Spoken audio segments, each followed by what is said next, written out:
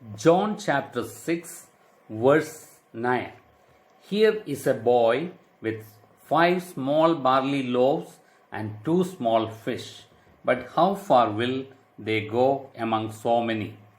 यूहन्ना 6:9 कहता है, यहाँ एक लड़का है जिसके पास जू के 5 रोटी और 2 मछलियाँ हैं, परंतु इतने लोगों के लिए वे क्या है?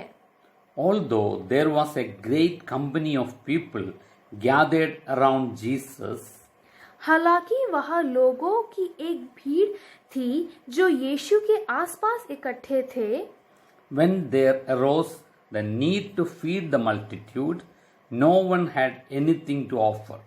जब वहाँ भीड़ को खाना खिलाने की जरूरत पड़ी तो किसी के पास कुछ भी नहीं था। It appeared even the disciples were not prepared to face the situation. ऐसा प्रतीत हुआ यहाँ तक कि शिष्यों भी स्थिति का सामना करने के लिए तैयार नहीं थे। Jesus was testing his disciples in order to deepen their faith.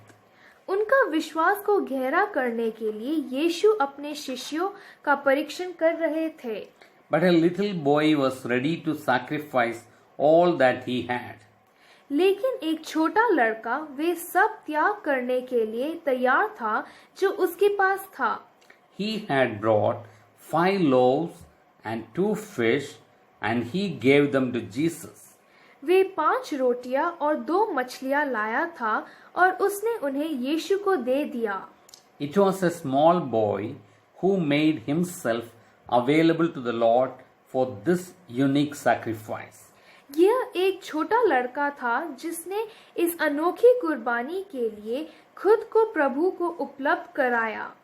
There are millions in the world who are suffering from spiritual hunger. दुनिया में लाखों ऐसे लोग हैं जो आत्मिक भूख से पीड़ित हैं। If this boy had been selfish and had eaten all that he had, यदि ये लड़का स्वार्थी होता और वे सब कुछ खा चुका होता जो उसके पास है, it may not have satisfied even his own hunger. तो शायद अपनी भूख से भी वे संतुष्ट नहीं होता। But when he gave it all to Jesus, he had satisfaction in many ways. लेकिन जब उसने ये सब यीशु को दिया तो उसे कई तरह से संतुष्टि मिली।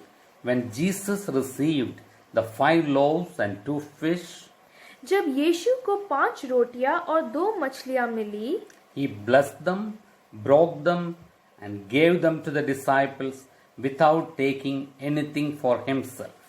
तो उन्होंने उसे आशीर्वाद दिया, उन्हें तोड़ा और शिष्यों को अपने लिए बिना कुछ लेकर उन्हें दिया। The disciples then distributed them to the multitudes, again not keeping even a bit for themselves. शिष्यों ने फिर उन्हें स्वयं के लिए थोड़ा सा भी नहीं रखते हुए उन्हें फिर से भीड़ में वितरित किया। We find that after all were fed and satisfied, 12 baskets remained with the leftovers. हम पाते हैं कि सभी को खिलाए जाने और संतुष्ट होने के बाद 12 टोकरियां बचे हुए थे। Dear friends, are you willing to surrender what you have in the hands of God for reaching out to the millions in the world who are spiritually hungry? प्रिय दोस्तों, क्या आप दुनिया में लाखों लोगों तक पहुंचने के लिए प्रभु के हाथों में समर्पण करने के लिए तैयार है जो आत्मिक रूप से भूखे हैं? Just like that small boy submitted what he had in the hands of God for feeding the multitude, जैसे कि उस छोटे लड़के ने परमेश्वर को वो सब कुछ प्रस्तुत किया जो उसके पास था उस भीड़ को खिलाने के लिए। are you willing to surrender your spirit, soul and body into God's hands?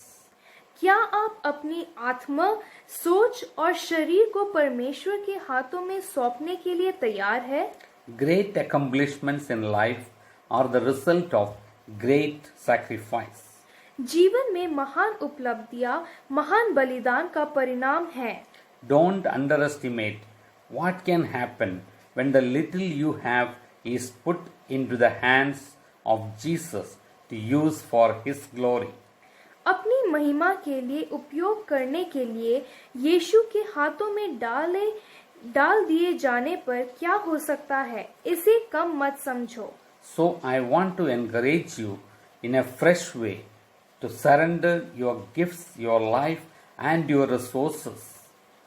इसलिए मैं आपको अपने उपहार, जीवन और अपने संसाधनों को आत्मसमर्पण करने के लिए एक नए तरीके से प्रोत्साहित करना चाहता हूँ। Put them in the hands of Jesus and say, "Here I am." उन्हें यीशु के हाथों में रख दो और कहो, मैं यहाँ हूँ। Use me for your glory. मुझे आपकी महिमा के लिए उपयोग करें। Right where I live, wherever you lead me, however you want to use me. ठीक जहाँ मैं रहता हूँ, जहाँ पर भी आप मुझे ले चलो, वैसे ही जैसे आप मेरे इस्तेमाल करना चाहते हो। And don't underestimate what happens when we say that before God on a daily basis and see what He does.